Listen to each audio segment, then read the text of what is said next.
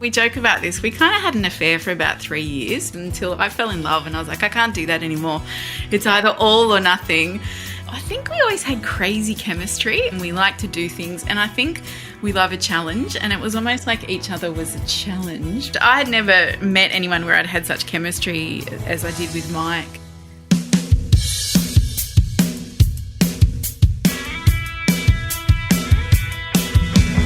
Hello and welcome to Separate Bathrooms. We would like to acknowledge the Gadigal people of the Eora Nation that we record this podcast on today and give respect to their elders, both past and present. My name's Cam Daddo. I'm Ali Daddo. How are you feeling, sweetheart? I am under the weather. I'm okay, but just sort of muddling through a bit of a cold. Yes, Yeah. you are. Yeah. As the Irish or the Gaelic say, you are with a cold. Correct. Yeah. Which is a lovely way to put it. It is very different to Yeah. go when you see somebody, you go, how are you? Oh, I'm sick. I am sick. I am sick. It's like, no, I'm with sick. I am with sick. I am with Cameron. I am with sick. You are not. I am Cameron. No, you're not. You are with sick. Yeah, it means you can create a little distance between us. Sure. Yeah. Sure. Choose not to be with sick anymore. Yeah, I would like to choose that like now. Thanks very much. Who are we talking today? We are talking to the fabulous Lael Stone and her amazing husband, Mike. Now, I believe it is a first-time podcast for Mike. Lael's done a lot. In fact, We're popping his podcast cherry. Yeah, in fact, Lael is a podcaster as well, amongst many other things. She's an Australian speaker. She's an educator and an author. Our paths quite align in our passions. Currently, she's actually educating parents on how to talk to their teenagers around sex. But she's been a doula. She's talked to kids about sex in high schools. She's a mum. She's just fab. I can't wait to talk to her about her whole life history. Excellent. I'm sure Mike fits in quite well there Oh, too. no doubt. They've got a great relationship. Yeah, and he would have absorbed a bunch of things Yeah. from her. For sure. Yeah. Okay. Well, let's welcome Lael and Mike Stone to the bathroom. Hey, Lael and Mike, welcome to Separate Bathrooms. Hey there. Thanks for having us. We have disinfected the bathroom for you so you won't catch what I've got, just Amazing. in case you were worried. You won't catch what she's putting down. That's right. Nasty old thing. Hey guys, tell us about your story. How did you meet? Proposal? How long you been married? All that sort of stuff. Just so we can get some context around Lael Stone and Mike Goal, who we don't understand, Mike, why you didn't, or Lael, why you didn't take Mike's name, because you would have been a Goal Stone. Yeah, it's true. Yeah, perfect. I can understand why. We actually met. We went to the same school, and it was my Year 12 media teacher that set us up, which is something that would just not happen these days. Yeah. But Mike was really good friends with my Year 12 media teacher, so he was 3 years above me at school. And when I was in Year 12 doing media, Mike used to come back and hang out with the lovely Chrissy. And then, I don't know, it's your story. You said that one day you saw me and said, who's that girl? And do you reckon you could get her number for me?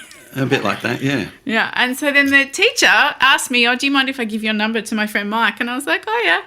And so she passed on my number, and then I think we went out on one date. We did. Which ended up being Cup Day, because I remember that because we went and put a bet on the horses and we realised that we actually had the same birthday. And so then we completely freaked out that we had the same birthday. Yep. And then I went away and travelled for a few years, and then I came back and I bumped into the same teacher again down in Collingwood in Victoria. And she was still friends with Mike, and I gave her my number, and she saw Mike and said, I bumped into Lael, and then he rang me 3 years later, and then it kind of happened from there. So, Wow. yeah. So he rang you 3 years later, so when you were the age that he was when you met. Yeah. And then we we joke about this. We kind of had an affair for about 3 years because Well, I'll tell this story. Mike was not keen on settling down and being serious. So, we were kind of, we'd catch up every month or so. We'd have a coffee and, hang out. And we did that for about 3 years until I fell in love. And I was like, I can't do that anymore. Yeah. It's either all or nothing. And then finally Mike's like, all right, let's do it. And then I reckon a few months later we moved in together. And then 6 months later we were pregnant with our son. So we were so young. Yeah. And then we didn't get married until a few years after. Let me guess, 3 years later. You got married. Yeah, perfect number. Almost, yeah. A year and a half. So- 2 years and a half. 2.5 years. So when you visit Crowney Casino in Melbourne, do you put 3 on the roulette wheel? 3 times 3. Or 18. Yeah, or 18. Yeah. There you go. Yeah. So what is it, do you feel, Lael, that kept drawing you back to Mike? What was it about him? I think we always had crazy chemistry. I mean, we're both Aries. I don't know if anyone's into astrology or not, but we're love both astrology. like fiery Aries. We like action. We like to do things. And I think we love a challenge. And it was almost like each other was a challenge, would you say? You're telling the story. Okay, my story. I don't know. I had never met anyone where I'd had such chemistry as I did with Mike. And I think we both just moved fast. We both just understood each other. And I don't know, we just always kept coming back to each other, especially in those early years. So, yeah, it was inevitable. And I mean, I look back now and think, I'm sure all our friends and family thought we were crazy. Like, I was 24 when I got pregnant, which is so young. Yeah. We didn't own a single thing. We were both running our own businesses. It was all a bit nuts, but we were like, hey, let's just have a baby and see what happens. And We'll make it work. Yeah, we'll make it work. I think our relationship has always been, let's just jump in and we'll figure it out. We've never planned for anything in our lives, have we? Could be giving a little bit too much away here. So how long ago was that you set up? 24.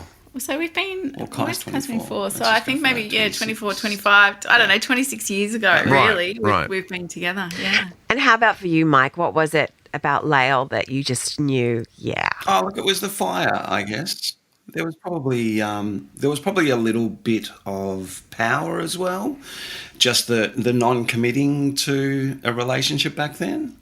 But yeah, there was just chemistry. There was immediate love. There was it was just on from the beginning. But like Lael said, I just didn't want to commit to a relationship, to anything really. Yeah. So really self-centered, self-motivated to do what I wanted to do. So yeah, relationship was not part of that. I mean, you both decided, baby, that wasn't an accident, right? You both decided, It kind of was an accident. Right. Yeah. That's a big commitment. Yeah. Yeah. It was kind of, I remember the day, I remember thinking, I'm a bit bored. Like I'd travelled, I'd run my Let's go own have a baby.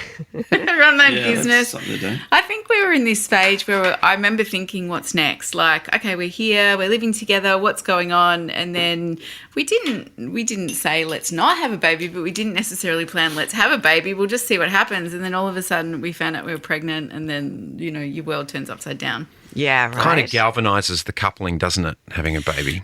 Or breaks Either it. that or explodes it. True. Yeah, that's it. But One or the other. we were exactly the same in so many ways, weren't we, honey? We were engaged when I was 21, Just 21. just 21. That's it. And as we always say, we couldn't figure out why our families weren't excited for us. And we're like, in that young bliss of love of like, yeah, I've known him for 2.5 months. We're engaged. Like, and they're like, what? Why can't they be happy? Yeah, why aren't you as excited as we are? But yeah, so I totally get it. You're in your youth, you think that you're invincible and love is love and you'll never meet anyone as amazing. That's what I felt. I still feel that way, that I'd never meet anyone as amazing as Cam. So yeah. Oh, thanks, honey. So, you do what you do, don't you? And then but look, you guys are still together and you've got 3 kids. You've got your son and 2 daughters. Yeah, is that we've right? got 3 kids, so they're now 24, 21 and 16. Yeah. And I mean, we often say it's better now than it ever has been. I mean, Yes. and you guys will relate to this. Like, the early years of having kids is really brutal. Like, it's hard. And especially when you're young, and you know, for us, definitely we had a lot of financial stress, and Yeah. we were both running our own businesses, and we didn't really have any friends that had kids either at that age. So it was pretty lonely time. It was hard. It was challenging. But I really do believe if you can get through that, and, you know, then as your kids get a bit older, and, you know, obviously it gets a little less intense, like labour intensive. It gets more emotionally intense as you have teenagers. But I think getting through that stage now, and, you know, now having young adults for kids and rediscovering each other is really beautiful. Like, it's a really beautiful thing, you know, to be able to have weathered that, to come together, or to just to be in this space that we are in now. Yeah, for sure. Now, we know a lot about Lael and the work that she has done, and we're going to jump into that for sure. But, Mike, tell us what you do. I support Lael, of course. Yeah. That's the thing. Look, I've always been in design, so design, graphics, branding, I guess, is the primary focus. So yeah, worked for myself the whole time, and basically just take on creative projects. So whether it's interiors or landscaping or websites, just something creative, I guess. Yeah, beautiful. Yeah, and that's fun. And I guess we work together as well, which is even more unusual in a relationship. Yeah, let's dive into that. How do you work together, and how is that? Well, I guess I do all the design work behind Lael, and prepare the online courses and do those things. And now they take more of a priority than they used to. Yeah, so it's everything. It's sort of living, parenting, loving, working together. It's quite Yeah, and we work from home. I mean, I do travel a lot for work, but we work from home, so we're together a lot. But I think over the years we've really figured out how to work well together. So, you know, Mike is such a beautiful visionary of bringing, I'll have an idea, I want to create this or do that, and he'll bring that to life. And I think we've learned over the years how to work together well. I often joke, Mike's all about detail. I'm all about kind of bigger picture. So I'm like, let's do this and do that. And then he's like, okay, let's bring it down a bit. And I think that's why we work well together. Yeah, true. So I'm fastidious and she's floppy. So that's sloppy. exactly it's it. Just like, Yeah, someone needs to do the big broad strokes, though, make the mess, and Totally. then the other one's breaking it up into doable chunks. Yeah. I think we kind of do make a mess, both of us, I don't think we? both of us make a mess, Yeah. and then both of us can get detailed. Yeah, we true. work best when one's sort of doing it and the other one's there behind going, all right, I've got you. Yeah. It's, Bit like today where you're way out the front and I'm just behind, just going. Is that right? We've been together now 33 years, married for 32, and I have literally just figured out the way Cam's brain works. Just figured it out. And how is that? It's so helpful because... As he crosses his arms and moves into defensive. No, because we talked about this the other day. Because Cam's mind, speaking of astrology, he's a Piscean. Now, Pisceans, you know how they're off with the fairies a lot of the time? That is Cam too. I think he's got a Piscean moon and rising and all sorts of stuff. There's some Aries in there, though. I've got some fire.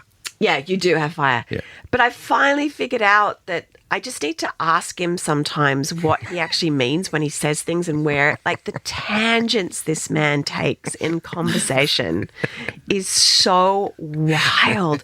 And our son is exactly the same. And I just realized that the other day too. I was like, oh my God, you two do the same thing, where you're still thinking about a point 5 minutes ago in the conversation, where the conversation's moved on, and then he's lost that 5 minutes. So then he'll ask a question that's already been explained, and it's like, that's already been said, and he's back. And so finally I'm like, okay, I've got you now.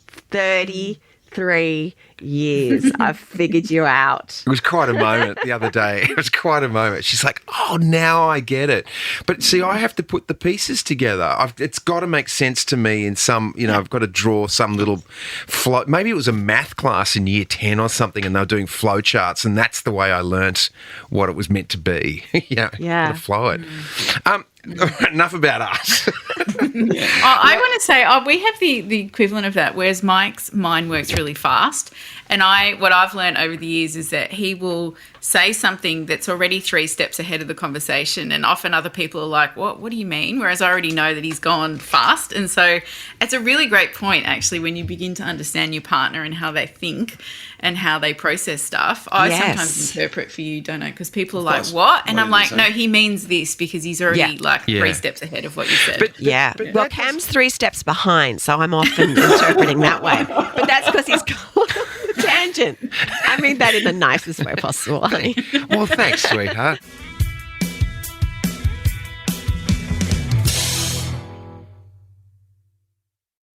Lael, you've been immersed in the universe of children for so many years, from being a doula to creating an online birth education system to your aware parenting degree.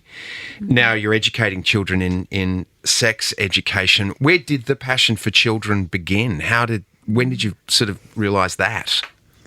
I think it really was born because of becoming a parent myself. So actually, before I even did that, not many people know about this, but my first ever company I started when I was 20 was a children's entertainment company. So I used to dress up as fairies and all sorts of stuff and, put on big shows and go to kids' birthday parties. I often joke, I think I'm on so many old home videos VHS videos of kids' birthday parties when they turn 5 or 6. So I did that for many, many years. And then when I had when we had our second child, I'd had a really rough first birth experience with my first. Yeah. And with my second, we had this really beautiful birth experience, and the moment I gave birth to her, I just was like, wow, this is how good it could be, and this is amazing. And it just sparked this absolute love of birth and wanting to support families to have positive experiences. So through that experience, I then moved into working in birth, and then really that kind of drew me to working with trauma around families that had tricky birth experiences. And then as my kids grew, and I had we had our third child, and we had a few different challenges with her, it really helped me, I think, to understand what I was going through, or what we were going through as a family with our kids, that I began to see that so many more families were needing support around that.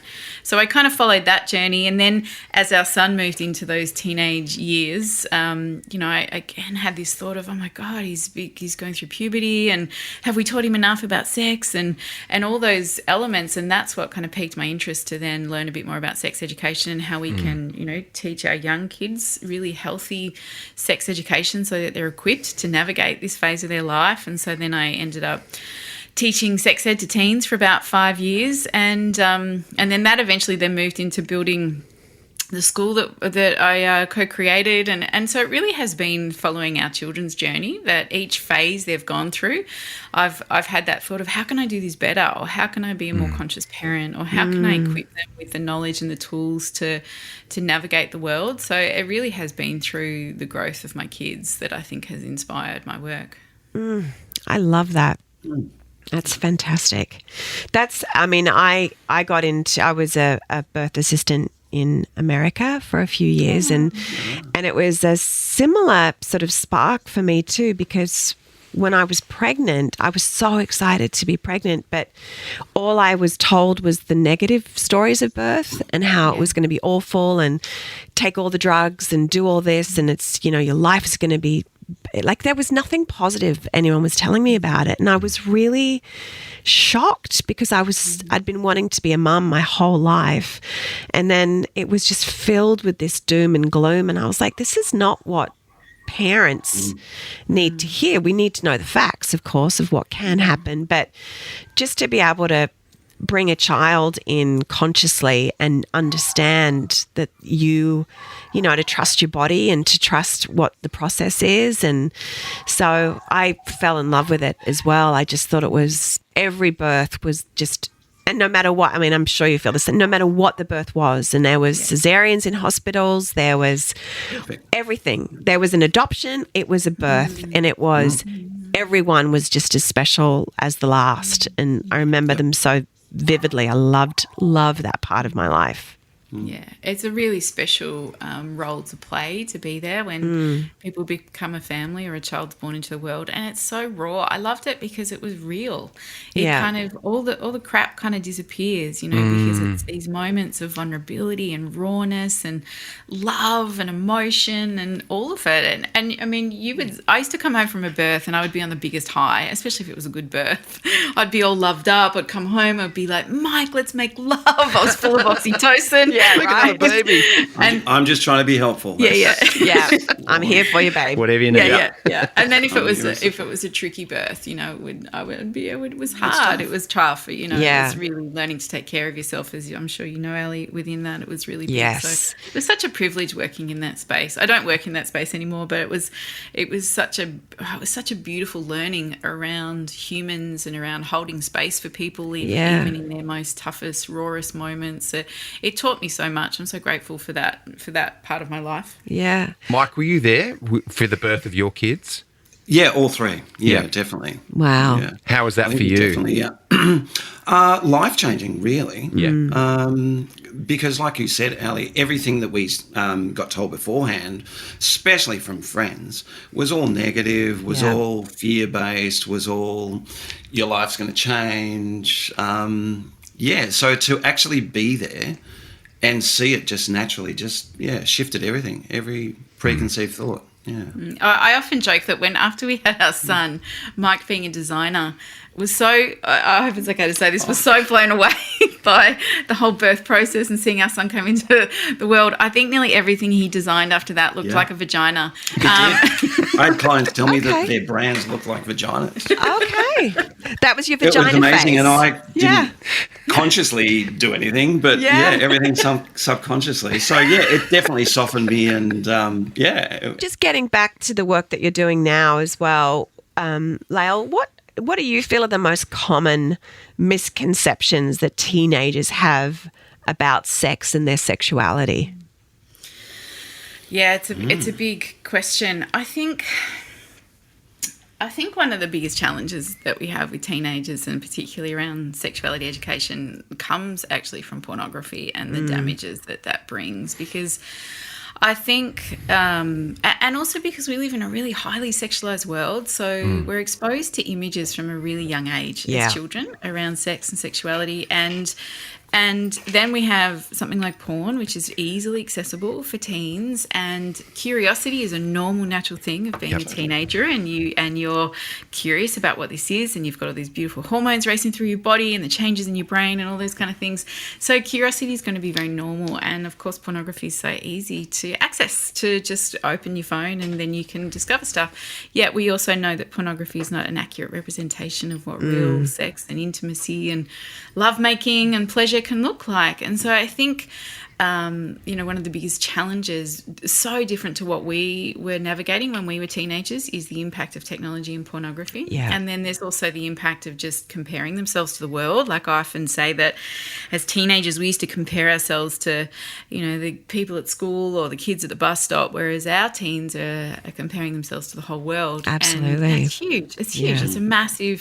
It's massive for their mental health, for our body image, and then we throw sex and discovering what that is on top of that is really big. And when I taught sex education to teens, one of my biggest messages was really about tuning into what feels a yes and a no for us, but also what feels good, what is our pleasure, and that dance between, particularly I'd see this a lot with young girls, is just trying to please somebody, or I hope they think I'm good looking, or there's this, and the disconnection from the heart on some level as well. And I think there is so much that we can do to have real conversations with teens to help them to tune into themselves and to others and to have healthy experiences, because at the moment the messaging and the information out there kind of tells a different story. So it's a tricky place to navigate for teens these days, I think. Yeah, great. Mike, I missed, how many boys do you guys have? One. Just one? How have you handled that with him? Has that been have you sort of stepped in and talked about pornography with him, or how have you handled it as a dad? I think it was just just with everything that was sort of semi-taboo, just to normalise it. So we started talking, I'd say Kai was probably 8, 9, and started to talk in the car together, normalizing sex, your body, how things will change. Probably didn't talk a lot about porn so much as just normalizing the actions and the emotions and the feelings. It was probably easy as well. I don't know if this is a good thing or a bad thing, but to have a second child who was a daughter, that I could actually reference her as a way to actually treat a woman, a girl, a female. So that was handy, I guess. But yeah, I guess my main thing was just to normalize the conversation, and just be there for any answers and any questions. Did you have conversations like around the dinner table, like the 5 of you at some point, and talk about sex and that's fantastic. We still do course. now, even as adults. And I mean, my poor kids, I often think about that they're probably going to need therapy, because I kind of took it the next level and then taught sex ed to teens, and even went into their own schools and taught all their mates sex education. Yeah, Can you imagine having your mum come in and do it? And my poor kids, I mean, I'd ask their permission and go, can I do it? And then my daughter once was like, yeah, you can come and teach them, but you can't bring like you can't bring the vagina puppet, because I had this like puppet. She's like, you can do everything else but not that. And it's interesting actually, because now as adults they're like, oh no, you were the cool mum, you know. I was going to say, you probably were the cool mum.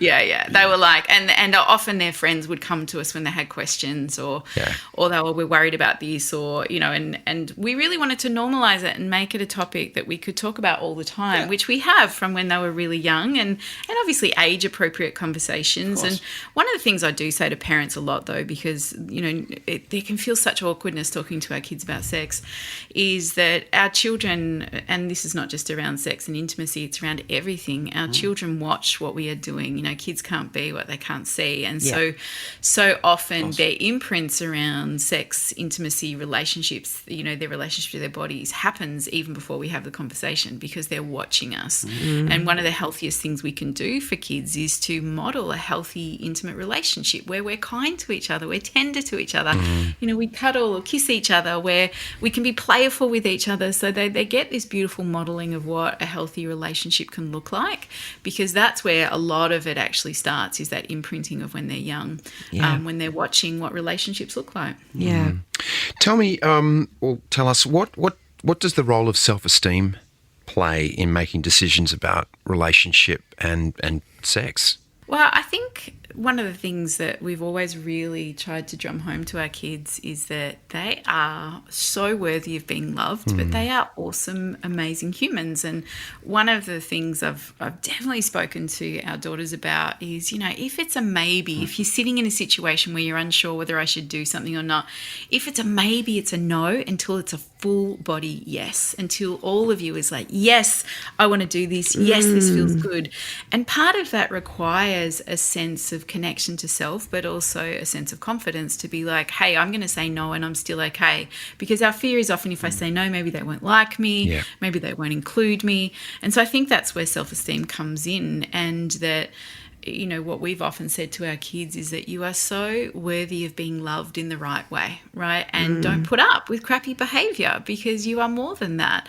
And we've had so many conversations around the dinner table with our kids where they've had boyfriends or girlfriends or stuff and they've been treated badly, and all of us will be like, hey, remember who you are. Remember you're worthy of being treated beautifully. And I think hearing that from the family unit has been really powerful for our kids, hasn't it? That doesn't have to be just in relation to sex. Yeah. That's everything. True. Job opportunities, friendships, where you go on holidays, who you talk to, what you do. You know, it's all the same, really. Yeah. And I think it's when we can help particularly our teenagers understand that they're not just their bodies, and they're not the way they look, and they're not the grades they get at school, but they're all parts of them are worthy of being loved, and that they have that sense of self within them, then of course they're going to be less likely to put up with crappy behaviour or crappy relationships. So, you know, I think it's such an important part. And the teenage years are so wobbly. You know, there's so many elements going on. Yeah, It's absolutely. one of the toughest parts of being a human, those teenage years. And so I think they need a lot of holding and grounding and some role models models to remind them about their magnificence, I think. Yeah.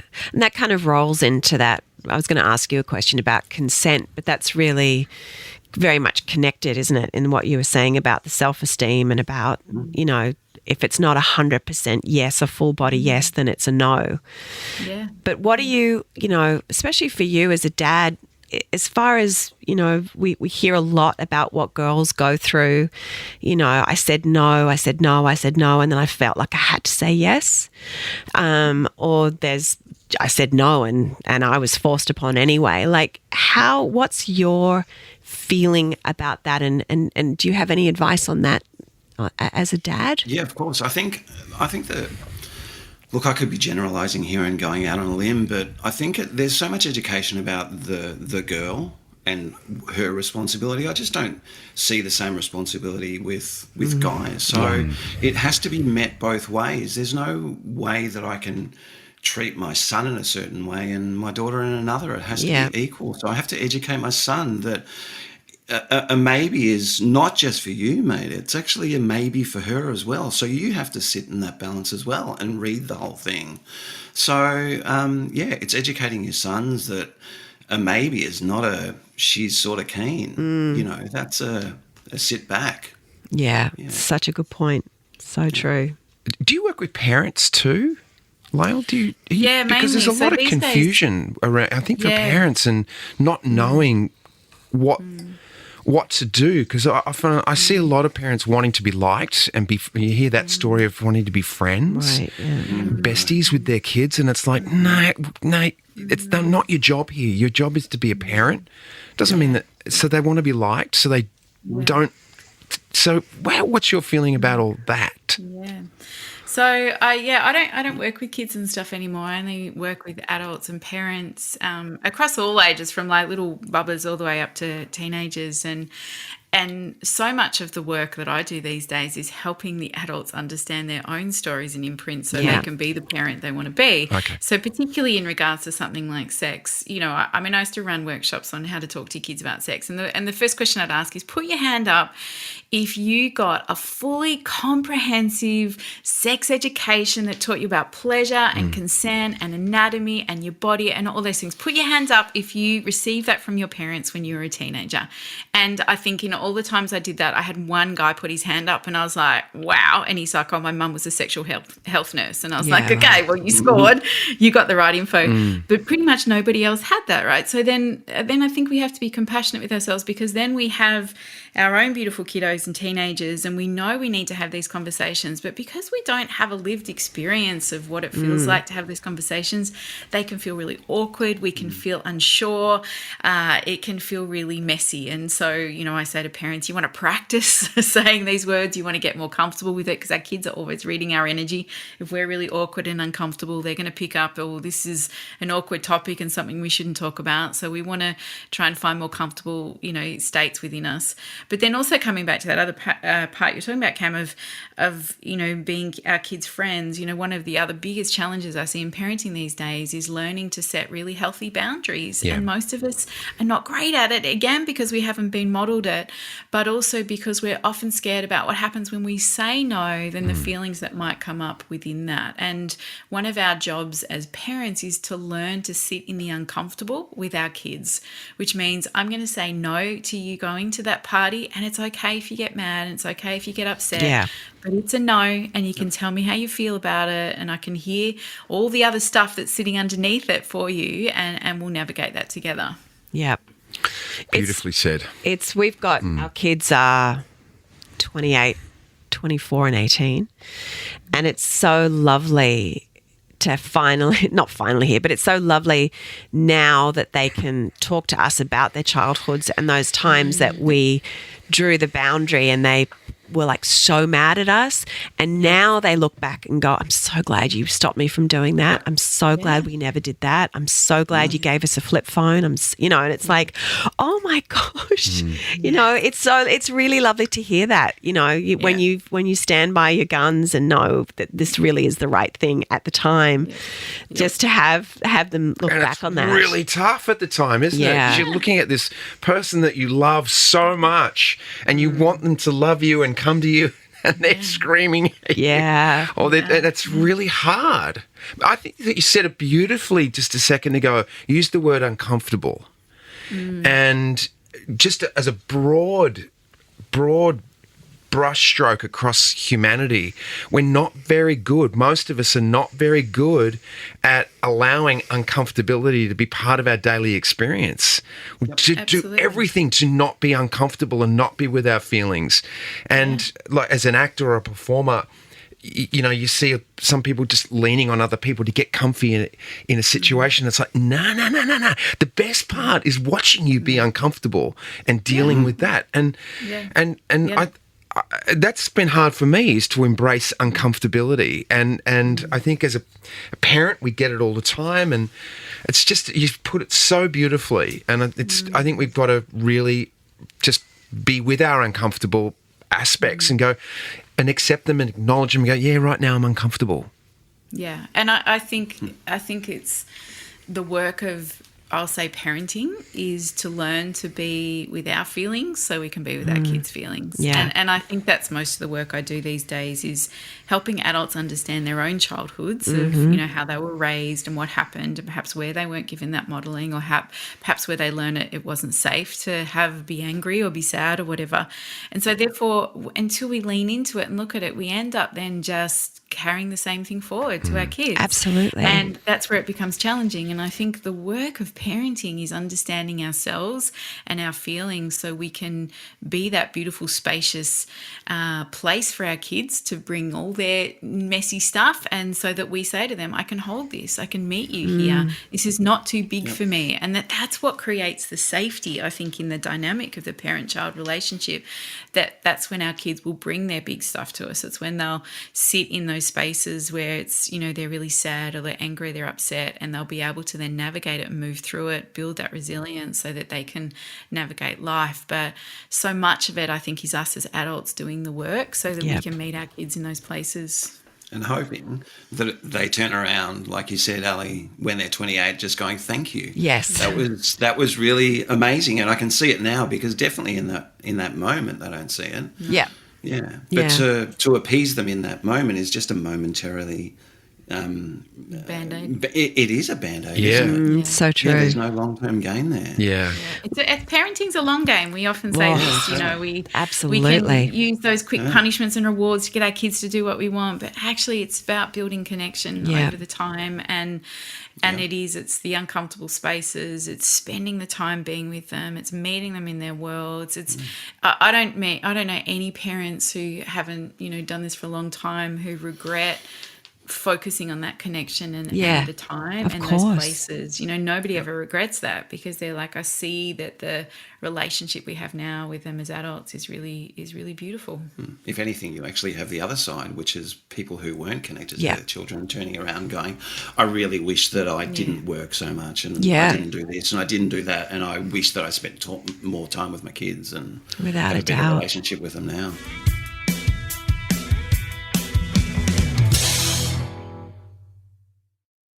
So is this innate for you guys, or did you get some help and tools on how to do this?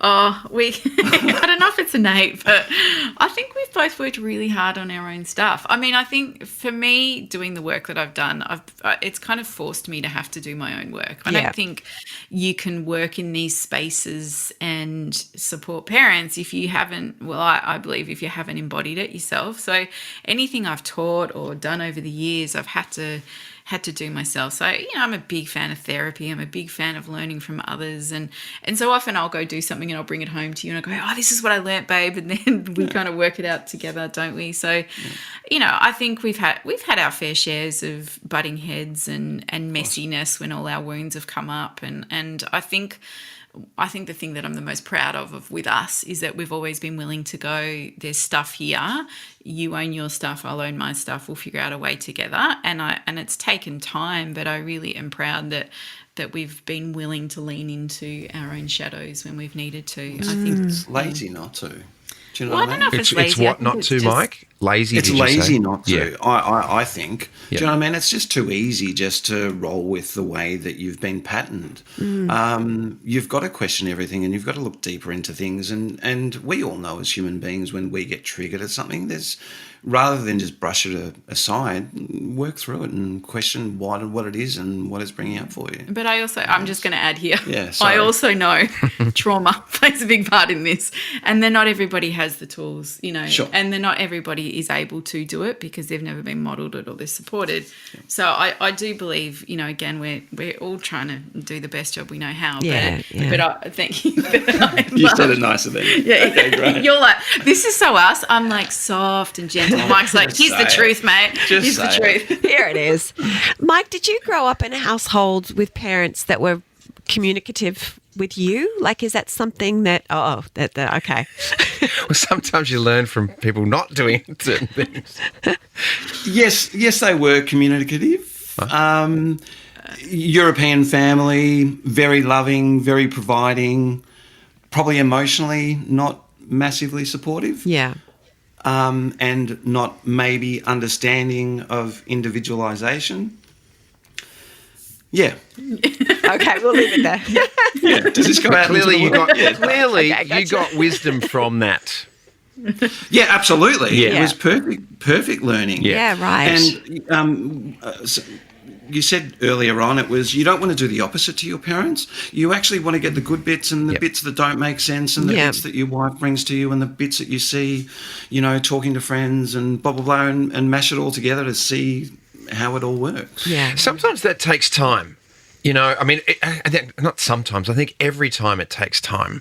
You can go. It's like you take a vitamin pill, and you're not probably going to feel better that day that you take the vitamin pill, and you're probably not going to feel that much different a week later. But if you do it for a year, you're going to feel better. You're going to see and feel a change. And I think through my example of going through therapy and then working out what happened in my childhood, I went through a massive sort of like a learning curve about looking at how I was parented, and probably did what you said, Mike, was just push everything away and go, that's so terrible, But then working my way back. So over the course of time, I was able to integrate all those amazing things that mum and dad did. And then thankfully, my mum and dad are still alive and very vibrant. I still go to them for wisdom today, and it's been a beautiful coming around, but it did take time and patience. That is my point. And I think it's, I don't know, when I work with a lot of adults, when they begin to understand what happened to them as kids and their imprints, our first default is to get angry and upset and you never did this and you never did that. And I always remind people that it's really important that we hold both spaces. We hold the space that says, I'm so grateful for who my parents are and the love and what they've done for me. And I also have a lot of hurt around perhaps where I didn't get my needs met. And the work is never to then take it to our parents and go, you didn't do this, or write them an angry letter. The work is to do it within ourselves and heal those younger parts of us that perhaps didn't get what we needed. And then we are able, exactly as you say, Cam, to be able to sit in a place where you have deep compassion and respect and love for your parents in their imperfectness, in all the messiness. And we actually realise everybody's doing the best job that they know how. And we actually don't need them to be any different. And that's the goal. But we have to work through all our own feelings to get there first, because you can't just bypass it and jump straight to, it's all fine, without dealing with the parts that felt hurt or upset. It's all the stuff under the carpet that'll come back. Yeah. I know this is probably a very difficult question in the sense to narrow it down, but in both of your opinions, what's the most important tip in how to communicate with your child? Do you want to go first? What do Sure. you think? My standard one is just to be present. That's it. Because I haven't done it before. I don't know any answers. I've got a lived experience, but I don't know what the situation is happening in front of me. So, just be present and work with it. Work with your children, listen to them, and just be there in that moment. Yeah. And I think for me, one of the big things I always talk about is listening with gentle ears, is listening to hear, not listening to fix. Because so often what we do is we we jump in to offer solutions as they're talking about when they didn't get picked in the basketball team or their best friend's not talking to them. Watching our kids be uncomfortable hurts. And so because we love them, every part of us wants to fix them. So we jump in with what they could do or how they can do it better. And actually, that's not what we need as humans. We don't really want to be fixed. We just want to be heard. And I think one of the things I've had to work on a lot as a mum is just doing a lot of nodding and a lot of like, Yeah. yep, thanks for sharing, and just sitting on my hands and not saying anything, and really just being that safe place to be that they can come to us with anything. Because again, when people feel heard and they feel that sense of safety, they will bring you the big stuff, and they'll know that's a place to come. And I often say to parents, even if you've got like a little 4-year-old or a 10-year-old in this long game of parenting, the more we learn to listen to our kids and be present with their feelings and welcome them, it doesn't mean we still don't have boundaries and those kind of things, but to be present with their feelings, then the more likely they are when they are teenagers, when they're at a party and something's going wrong and people are in trouble, that their first thought will be, I'll ring my parents, they'll know what to do, as opposed to, I hope my parents don't find out. Yeah, and that's what right. we want. We want that long game of them knowing deeply that there is nothing too big that you can't bring me, that I'm here and I will hear and love and accept all parts of you. And that comes a lot through just listening and as Mike said, being really present with when their stuff's going on. And they sound like two really simple things, but they are hard. They are hard to do because we are busy humans. We've got phones on us all the time. We're thinking of the emails. We're juggling everything. And then we also don't want to see our kids in pain, so we jump to fix. And actually those two things, which are really simple, are deeply, I think, profound tools to have in your parenting toolkit. Yeah, without a doubt. I know, Lael, you talked about you created a school, but what my question I was going to actually ask you, which, I mean, maybe you've already done it, but if you could create a program or the perfect school for a child, what would it look like? Well, I'm going to have to say it would be based on the school that I already built. Yeah, which is what? Tell us about that. Look, it's a beautiful little primary school just out of Geelong here in Victoria in a little place called Ceres. It's a school I co-created with another woman, Mel Austin, who basically came to me because one of her kiddos, we'd done therapy a lot together for many years. I just supported her through raising her kiddos, and one of her kids had started school, and she was just like, he hates it. His name keeps being put on the board, and he can't move his body when he wants to move, and he was really, she was just like, is this what school is? And I was like, pretty much. And then she said to me, well, what if we created our own school? What if we built a school based on all the things that you've taught me? And she had the means to do it. Financially, she was like, I'll fund it all. Why don't you just create the school that you think should exist? And so I think after all those years of working with families and doing therapy with them and seeing the impact of trauma, I was like, what would a truly trauma-informed school look like? Yeah. With the basics of things like children having choice and autonomy. They can move their bodies when they want. They can eat when they want. They can go to the toilet. They can sit on the couch to learn. They can lay on the floor. Just the basics even to start with around getting kids to feel emotionally safe so they can learn. Because, I know, and I saw it with my own kids. Kids don't learn when they are on high alert, when their nervous system is peaking all the time going, am I going to get in trouble? Children need to feel safe and seen in order to learn well. So we wanted to create environments that felt safe. So part of that was having small class sizes, we don't call them teachers, we call them guides by their first names, having that beautiful emphasis on connection and getting to know each other so that children feel seen.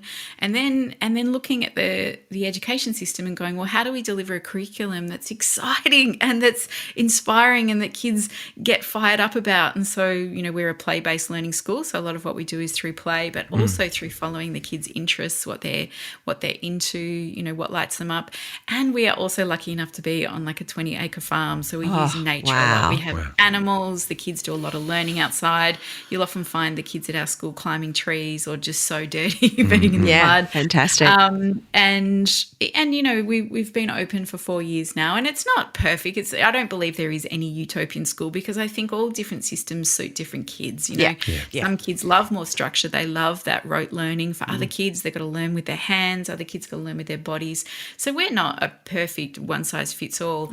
But for me, I think having created Woodline and then watching the journey of it over the last 4 years, which is, you know, I say is often far better than what I dreamed it to be, which is so due to the incredible, our principal and our leadership team, and the people who work there are just the most excellent humans who are really passionate about this. Yeah.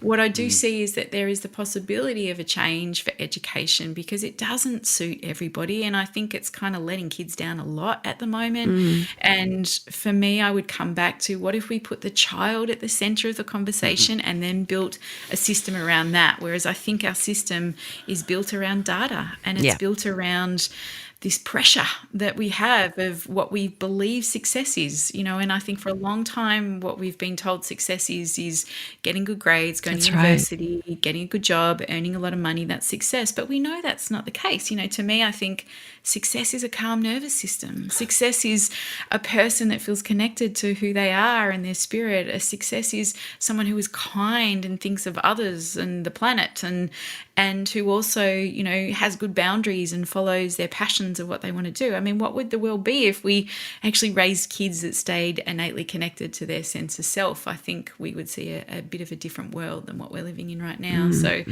as a schooling system, I just think there's a lot we can do to shift where the focus is and come back to children to help them to thrive. You know, for me, that is the goal. Love that. I'm thinking that, and you could probably validate this, that in a scenario and environment that you've just explained so beautifully, that there's probably a less need for discipline, because the kids aren't feeling the need to, you know, go crazy. Yeah. That's exactly what it is. You know, one of the key things that is a main focus of our school, we always say to all our adults, is we need to keep looking behind the behaviour. There's always a reason why a child's out of balance. That's right. Maybe that's because they need to move their body. Maybe it's because they're hungry. Maybe it's because they've got a new baby at home and they're feeling really left out and not seen. And so then they come to school and they want to control something, and so then they control someone else. Or, you know, there's always a reason behind the behaviour. And our philosophy at our school is that when kids are out of balance, the first thing is to be curious and to lean in and see, is there a need that hasn't been met? Do they need some info? Or where is the connection missing to help them come back into balance so that they are ready to learn or be part of what we're doing? So it takes a lot more work. It's impossible to do in a system when you've got 30 kids and one teacher. You can't do it. Yeah. So that's why you need smaller class sizes. You need lots of adults around, and you need all the adults to be, I think, regulated and attuned enough to themselves. That's right. Not be Consciously reactive to the aware. kids. Yeah. So that they're able to tune into them. And that, I think, is where we see the huge shift and change. And it's not easy. It's messy. It takes more time. You know, it pushes all the adults' buttons. You know, that happens so much of the time over these years of working with lots of adults at our school. What comes up beautifully is what happened to them when they were at school. And they're like, you know, that fires up a whole lot of their own reactions and feelings. So we've got to work through that so that they can really be that centre point for their kids. So it's not easy. It's not a quick fix, but I see how powerful it is. And, you know, we have educators come from all over Australia now to see what we're doing at the school. And we've got other people who are starting to build their own schools based on this philosophy, which excites me so much, because I'm like, if we can create more learning systems like this, I think we're going to meet so many more children's needs. And then I think we're going to see a massive shift in mental health problems. Yes. I think we're going to see a massive shift in helping the family unit as well. So, Guys, it's been an amazing chat. Thank you so much for being with us today. We are a relationship podcast, as you know, so we'll just finish with a quick 2-minute shower. So keep your answers short. Both answer the question, please. First question. What habit does your partner have that you find adorable? Oh, that's cute.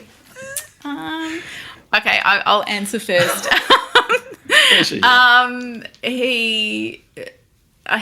Mike laughs a lot, and he's always silly and he's always being an idiot, and it's actually quite adorable, and especially when you're doing it with the kids and you find yourself really hilarious and they don't. I think that's really quite adorable. I love it. that. That's called playing. That's what I was going to say. It When is you're playing. talking about get the kids playing, adults need to play more too. Yeah. Mike, Totally. what you say, Mike? What you say? Lael's heart comes through her eyes. That's going to be my answer. Okay. That's what I see. Beautiful. Right? What about your relationship makes you feel the most grateful? Wow. I just think what makes me feel the most grateful is I know Mike has my back 100%. Oh, this is making me emotional. I know that no matter how hard my day's been or what I'm doing out in the world or when I'm trying to be out there and be big or do all this stuff, that he is so rock solid. I love the fact that when I've been traveling, he'll see where I am on my drive back from the airport and he will run a bath for me so he knows that it's ready when I get home. Like I love that you think about how can I support you. And sometimes even in the morning, Mike will say to you, how can I support you today? And I just go, that is so golden when you're holding a lot. It's beyond. Yeah. And my answer is probably the same, which is we're a team and we're connected. Yeah, we play together, we love together, we live together, we support each other. Yeah. Beautiful. Beautiful. That's it. All right, guys. Last question. One word to describe each other. I'll go playful. To me, Yeah. describe me or you? Yeah. Playful? You're playful with me. I would say honest. There you go. Thank you so much for joining us today. Thank you. This has been really insightful Really and beautiful. wonderful. I'm sure a lot of our listeners will get some great intel and info from this. So thank you both so much. Thanks for guys. having us. Thanks. I knew I was going to love them. I knew it. So much good info. And both on the same page, when they were talking about consent and how they've taught their kids that, a maybe's a maybe. When Lael talked about, teaching her kids, it needs to be a full body yes. And if you've got that full body yes, it's the right thing to do. I love that. I think that's great for anyone, not just teenagers. Absolutely. I was going to say, full body yes sounds pretty fantastic. Yeah. Because when your body's there, you're feeling it. Yes. You're like, okay, I am all in. Yes, this. that's exactly right. I'm gonna use that now. Is this a full body yes for me?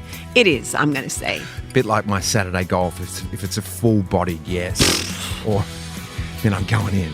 And Yeah. if it's a bit of I'm still going in and I'm dipped the toe in. I don't think. Have you ever had it on golf? I think it's all, Weekdays. Really? Yeah, Saturdays I have a better sort of permission is a lot stronger on Saturdays because it's Saturday. But a work day, I'm going, maybe I should be talking to XYZ or you still go. writing this, and still go. Yeah, you still go. Yeah. You go, girl. Thanks for tuning in. See you on the next episode. All right. See ya.